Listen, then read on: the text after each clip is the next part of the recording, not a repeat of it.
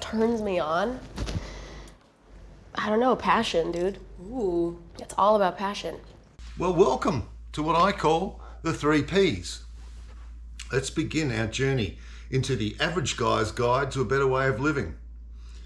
People always quote things like live your dreams, useless, vague statements. Memes we often hear like there's plenty of fish in the sea or hang in there. Why? What's the solution? Well, let's get specific. They say that everyone has individual fingerprints, that your eyes or your face identify you.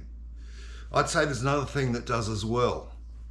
Your passions are as varied and unique as those physiological traits. Everyone has them, from the mundane and ordinary to the extraordinary. Passions range from the exotic to the mundane. Things that only you could love. Of course, you're not alone. Finding different people from the community who share your passion only makes your experience that much better. They may not love the specific focus or area of your passion, but there's enough crossover to find a common shared experience. It may seem obvious, but to many people, they struggle to identify and convince themselves about their passions. So it might be easier if we identify what they're not. Obsessions are not necessarily passions, but they could include passions. The problem I have is I tend to identify obsessions as also containing things that are unobtainable. I might like to date Marilyn Monroe or Taylor Swift. I might have their photos on my phone or on my wall, but the odds aren't good. One's dead and the other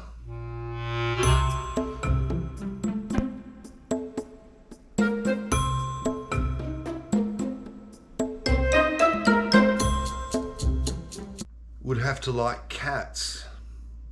So that ain't gonna happen. So unlike your obsessions, your passion should be obtainable, positive, and available to you.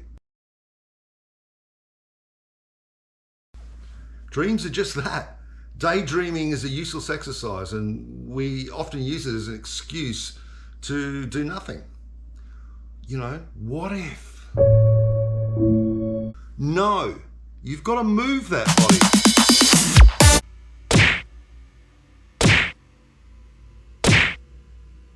So again, they should be obtainable in some way.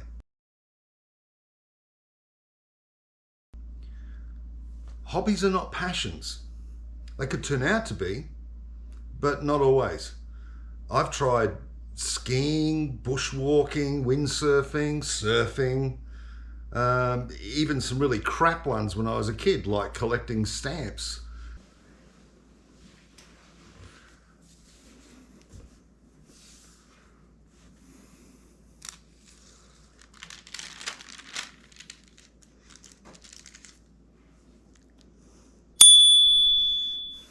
And cigarette packets for a while too. The interests we find in everyday life that we may stumble upon through friends, family, books, social media, we try them and maybe we enjoy the social activity, maybe it's the exercise, they might be good for work, or even the necessity they give us to grow and learn. Are they passions? No. Do you wake up thinking about your interests? Does it keep you awake at night? Do you find yourself spending way too much time telling everyone else about your interests? That's a sign that you've found your passion. You may feel like you just want to know everything about that topic or activity, and you're not going to be happy until you do. Now, it's great to find them organically, but if you want my advice, take risks. If someone offers you a job that's remote or out of your comfort zone, try it. If someone invites you to attend some activity that you don't understand, you're not really sure you're into, just do it. You never know where it's going to lead to. So move. Many, as I've suggested in my first video, are actually already there. You just haven't identified or refined what it is that so appealed to you in your childhood. Sometimes it can take decades for you to put the pieces together that seem obvious now. And while you're geeking out about your passion, it's common to expect friends and family to be interested in your passion. They probably won't. It's yours. Mothers may be the exception. They tend to do things out of love. Others close to you won't get that excitement because after all, they have their own passions. Which reminds me of a book, that I borrowed from the library when I was a kid, and it had some really good advice back then. Don't bore the rest of your family by your initial over-enthusiasm at recognizing Orion constellation. Wean them into it slowly. And do be sure that your wife is suitably clothed before enticing her to the great outdoors. One of the worst enemies of astronomy is cold feet. I went to great time and effort to explain to my father about astronomy. I built this observatory out in the backyard and was waxing lyrically about how much I loved astronomy. And after I'd finished, he looked at me and he said, you know what I like? Clouds. The younger the better is true, if only because you get more time to explore your passions and you can get more done. However, it's never too late or too early to start. I remember in my first video, I talked about my passion for music. What I didn't get until decades later was that it was tied together with my writing and even this YouTube channel. It became much more about messaging than it was about the medium. I came to see my music as being as much about the lyrics, the message, as it was about performing. So, the question remains, what have you been holding off? What are your excuses? Not in this world. More on that later in the series. Work any way you can to save. If it's your passion, it'll make all the drudgery worthwhile. Get a degree, a certificate, an apprenticeship, an internship, anything that is useful and transferable. Something that will open up more opportunities. Don't be shy, and under all circumstances, get references for all that you do, whether it's paid or volunteer work. These have helped me plenty. This is something you'll only hear if you're succeeding in your goals. If you fail, people will just say, I told you so, I told him. The flip side to that is, you're just selfish. No! If your passion is to help others, to involve others in your work, to join with other people to improve and spread the message of your work, why is that selfish? I have other priorities. It's about my children. It's about my family, my work, my home. Emphasizing the need to say they are not selfish because they're looking out for others. The funny thing is, though, I don't see them looking out for their neighbours' kids or homes. I don't see them treating the other people in the community with the same non-selfish zeal. Why?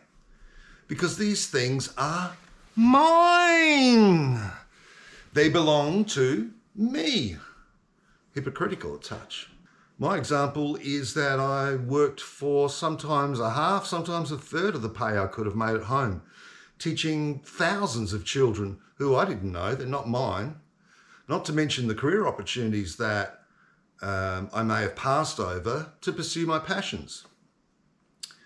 So you're going to be criticised of selfishness by people who have made choices to only fit into societal norms.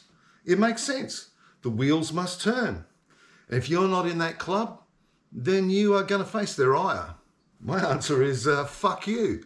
Or more pointedly and perhaps politely than that, ignore them. You're going to be having too much fun following your passions to worry about it anyway. First of all, you're lying to yourself. I've never met anyone I knew well who didn't express at some time their desires and wants, whether they be in the future or in their spare time. That aside, my answer is great. Maybe your desire is just to have a big family. Maybe it's just to accumulate money. Could be that you just like going to work and coming home and watching the TV. Congratulations. You've adopted the lifestyle of the majority of people on the planet. I'd warrant you though, a large proportion out of necessity rather than desire. But if that's your passion, and that's what it's about for you, go for it. Consider yourself lucky, as the government depends on people who follow the norms and compensates those who do not deviate from it. It delivers laws and dispensations for those who are trapped, want the house, car, kids, and a white picket fence. The Australian dream. Same as it ever was. Same as it ever was. And by that I mean barely. They throw a few trinkets at you so that you can buy a home, like small grants. They give a few dollars for you to have kids. But they don't want the average suburbanite getting ahead of their station. Being the average guy is just fine. A necessity, you might say.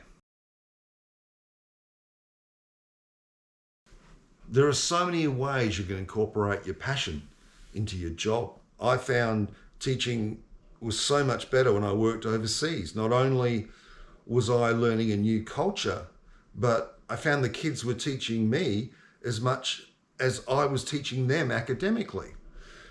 Even back home, when my other passion for ghost hunting was around, I was using that as an incentive. The students love seeing the latest evidence from these ghost hunts, and they would always give out their opinions. Use it as a reward or a motivation. If they finished set class work early, then I'd show them the highlights of the investigations at the end of the lesson. We'd even examine so-called ghost equipment and investigate science concepts like the scientific method or Occam's razor. And they would give their opinions on what they thought would work or wouldn't work.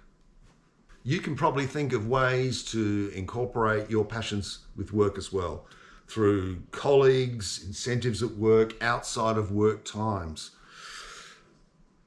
Of course, none of this is a given. Setbacks, routines, life itself can always override your goals. And we're going to discuss the hard yards in our next video. Thanks again, everyone, for following along. If you have any of your own stories of pursuing your passions, please leave them in the comments below. I'd love to hear from you. So till the next P of our 3 Ps, have fun.